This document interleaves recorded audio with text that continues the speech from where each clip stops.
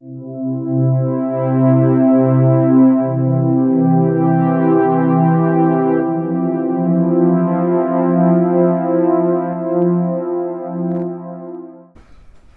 some thoughts for today, this Trinity Sunday. There was a parish priest in southwest Ireland who decided the parish needed a shake-up, so he organised a mission. However, the good old boys of the parish were not happy and refused to have anything to do with it. Opening night of the mission arrived, complete with missioner, with a huge wad of notes, but one solitary man in the church. Word of the boycott had not reached him, as he had been working up in the hills all week. The missioner, not sure what to do, asked the man, "Now, I'm supposed to preach here tonight, and you're the only one that's here. What should I do?" I wouldn't know the answer to them sort of questions at all, Father. I'm only a simple man. I live up in the hills. But I'll tell you what, Father, I've got 14 hens, and when I go out in the morning to feed them, and when I call them, and if only one of them comes, I'll feed her, Father. Fair enough, said the missioner. So the missioner got the message and began to feed the one solitary man that came. He was still talking an hour and a half later. Eventually, having finished, he said, "Are you happy enough with that?" "Ah, Father," the man replied, "I wouldn't know the answer to them sort of questions at all. But I'd tell you what, though. I've got 14 hens, and every day, Father, when I go out to feed them, and if I call them, and only one of them comes, I'll feed her, Father. But I'm damned if I'll give her the whole bucket." Jesus says to us today, "I still have many things to say to you, but they will be too much for you now." Jesus knew his friends could not cope with the whole bucket. They would learn and discover bit by bit, and not all at the same pace.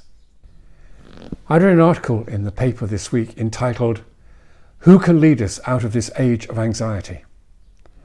The writer then listed a whole series of our current anxieties: chaos at airports, the horrific cost of petrol, the cost of winter heating, commuters dealing with tube and train strikes, families struggling with childcare costs, the young with the rents, the elderly with the shopping bills, the scars left by the pandemic.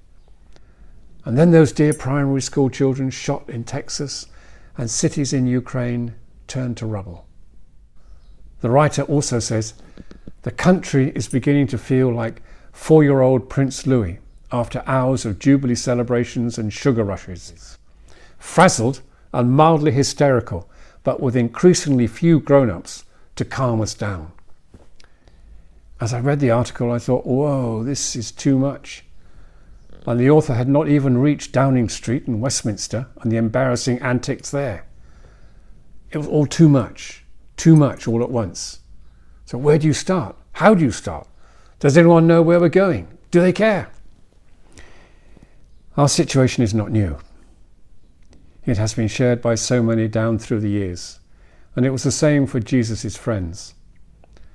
Their world as they understood it was being turned upside down by Jesus.